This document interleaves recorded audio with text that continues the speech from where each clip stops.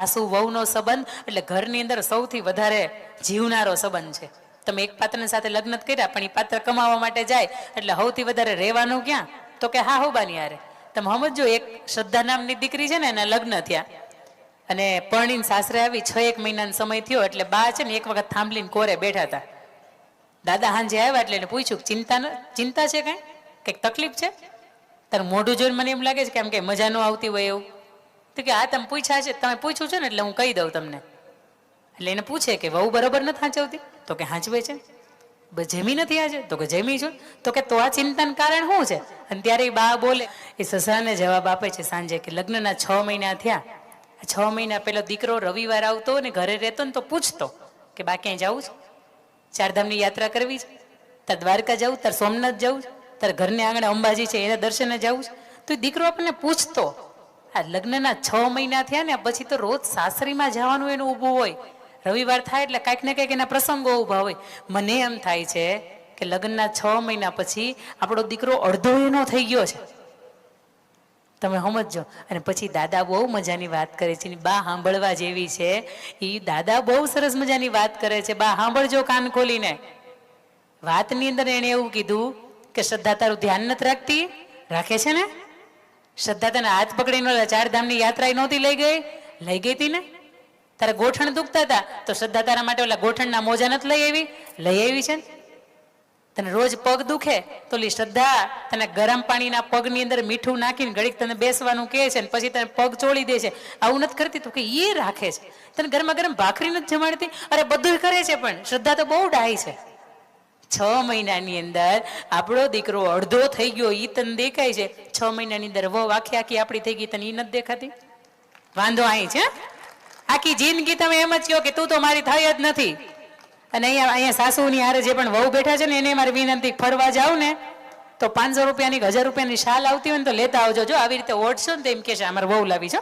જો એ બાને 5 વર્ષ એનું મૃત્યુ આવતું છે ને એ મોડું આવશે.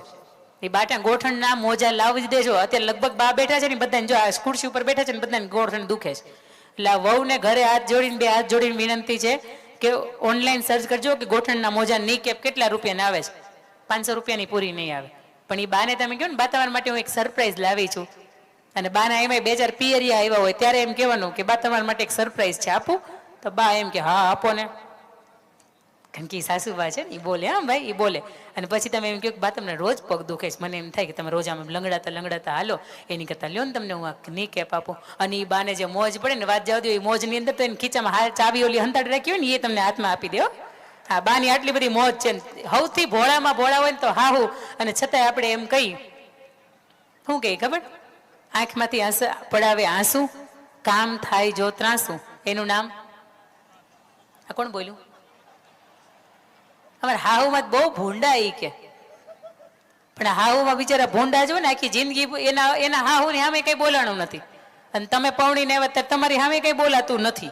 બોલા પણ બોલવું તું તો બોલાતું નતું, નહીં તમારી સામે કઈ બોલાતું જ નથી. કારણ કે એમ થાય ને કે ભાઈ મારા દીકરાનું વળી છૂટું થઈ જાય કારણ હું બની જાય તો અઘરું પડે. પણ એક સાસુ વહુનો કિસ્સો મારે આપને વચ્ચે કેવો છે, પછી સરસ મજાની માતૃવંદના મારે તમને કરાવી છે. વર્ષો પહેલા આ બા, હાથ ઊંચો કરજો, દવણા તમે જાતે દળતા હોય તો હાથ ઊંચો કરજો ને. મગની દાળ અત્યારે તમે કરો છો ને તોય તમને એમ થાય કે મગ કદી પૂરા થાય, એને કદાચ મગની દાળ ડીમાર્ટમાં લઈ આવી હારી. પણ મગ તમે ભવડો એમાંથી દાળ થાય, પણ એ મગમાં તમારે મગનો લોટ કરવો હોય ને તો પેટને આટી ચડી જાય. આ અનાજ એમનેમ નહોતા દળાતા, બેડા લઈને પાણી છે ને એમનેમ નદીમાંથી નહોતા ભરાતા. પણ આ જેટલા પણ બાની અવસ્થાની અંદર સારું છે જે આ પેઢી હચવાણી છે એટલે આ બોલાય. આ પેઢી જે ન હોય મારે કેમ કેવું કે કેટલા એવા છે જે દળના હાથે દળતા હતા. વર્ષો પહેલા એક દીકરીના લગ્ન થયા અને 18 વર્ષની ઉંમરમાં, 16-15 વર્ષની ઉંમરમાં લગ્ન થઈ જતા. બા હા કે ના? હા ને? એ સમયની અંદર નાનેથી લગ્ન થઈ જતા. અને પપ્પાને આ કદી કામ ન કર્યા હોય ને ડાયરેક્ટ ને એક તો હાડી પહેરવાની, એક તો એ 5 મીટરની હાથમાં હાડી રહેતી ન હોય, અને એ આખી હાડી પહેરીને ઘૂમડ તાણીને આખો દી કામ કરવાનું. હાહુબાની અમે બોલવાનું નહીં. એ પતિ જો સાંજે આપણે જાગતા હોય ને ઘરે આવી ગયા હોય ભાગની વાત, નકર બીજા દી ડાયરેક્ટ ખબરમાં ઉઠીને મોઢું એનું જોવાનું. કારણ કે કામથી ક્યાંક ગયા હોય, ભજન મંડળીની અંદર વયા ગયા હોય, સંતવાણીમાં વયા ગયા હોય, રાતનું વાળું કરવા માટે, વાહુકું કરવા માટે ગયા હોય, પાણી વાળવા માટે ગયા હોય, તો ન એનું જોવા મળતું. અને અત્યારે રોજ સાંજે ઘરે આવે છે ને એટલે તમે કિંમત નથી કરતા એને. બાકી 5 દી એ પાણી વાળવા જાય ને તો 6ઠા દી તમને એમ થાય કે માઈ ગયું કામ, હાલો આપણે એને હારે જઈ.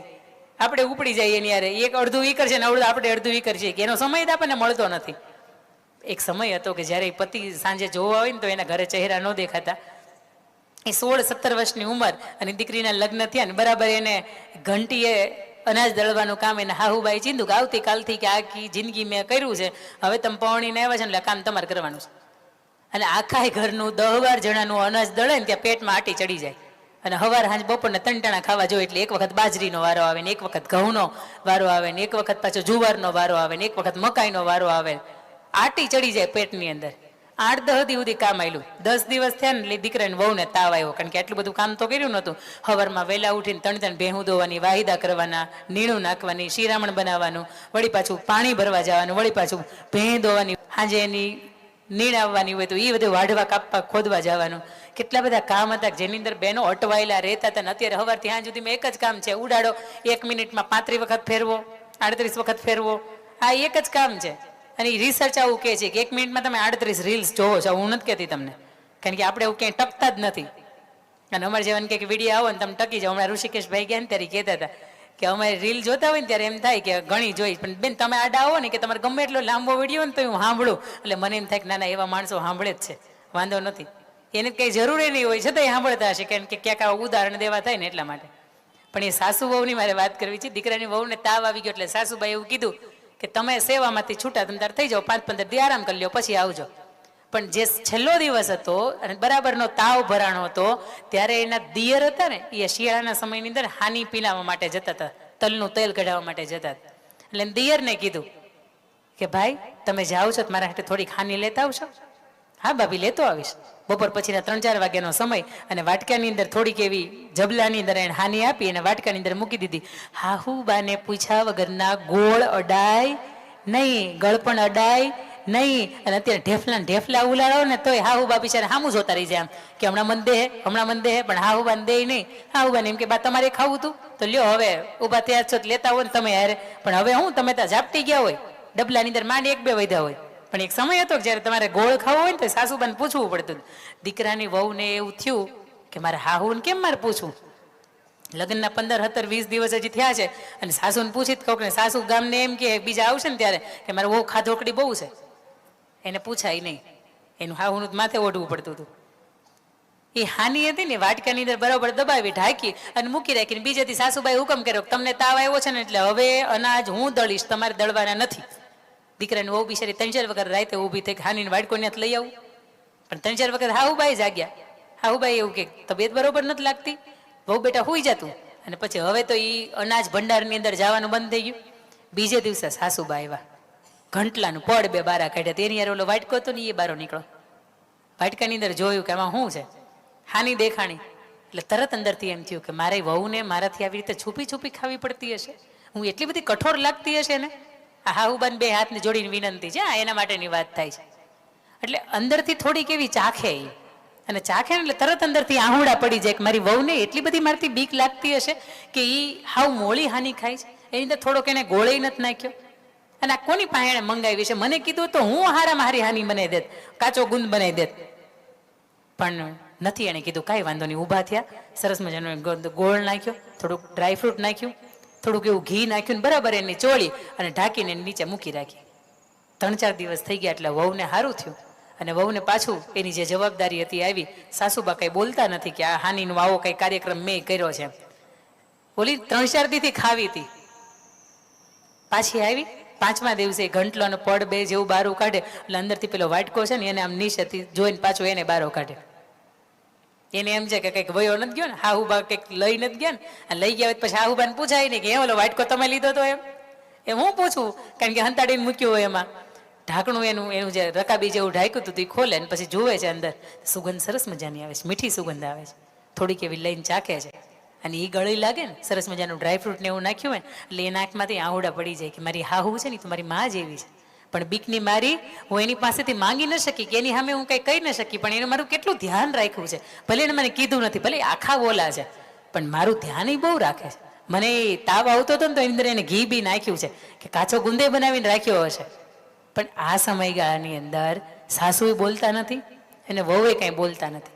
આ વાતને વર્ષો વીતી જાય, કોઈ કાંઈ બોલતું નથી. અને વર્ષો પછી જે સાસુ છે ને ગઢા સાસુ થઈ જાય, જે વહુ હતું ને એ હવે સાસુ થઈ જાય અને એની ઘરે એક ત્રીજી નવી વહુવારું આવે અને આ સાસુ વહુ જે બેઠા બેઠા વાત કરતા હોય કે દીકરા દીપકની વહુ છે ને પરણીને આવી ડાઈ છે ને, હા હા બા બહુ ડાઈ છે, કયાગરી છે, હા બા કયાગરી છે, નમણી છે, સુંદરે દેખાય છે, હા બા બધુંય સારું છે, દીકરાને ગમે એવી છે, હા બા બધુંય સારું છે.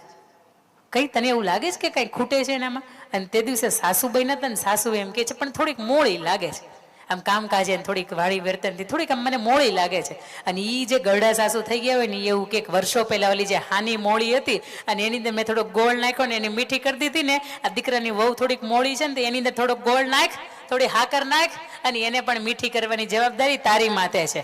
એ 20, 21, 22 વર્ષની ઉંમરે પરણીને આવે ને તો એને લાપસી નથી જ આવડતી ભાઈ. એની થોડીક આળહને કારણે એ શીખ્યા ન હોય, કાં તો ભણતા હોય ને એટલા માટે શીખ્યા ન હોય. પણ હા હુબા તમને તો આવડે કે નહીં? હા કે ના? તમે ગામમાં વગો મારા દીકરાને વહુને લાપસી આવડતી નથી એમાં એને કાંઈ નથી શીખવાડ્યું, પણ એની કરતાં બેટર છે તમને હારા મારી આવડે છે ને શીખવાડો ને એને. એ ક્યાં ના પડે કે મારે નથી શીખવું એમ. એને રોટલો ઘડતા નથી આવડતો, શીખવાડો એને થાબડીને આવી રીતે બનાવાય ને ઘડીને આવી રીતે બનાવાય એમ. પણ આપણે ગામમાં વાતો જ કરવી મોટી મોટી કે અમદીત બાપા બહુ મોટા છે, નામ તો બહુ મોટું, પણ દીકરીને કાંઈ શીખવાડીને મોકલી નથી. પણ એ હવે તમારું પાત્ર છે.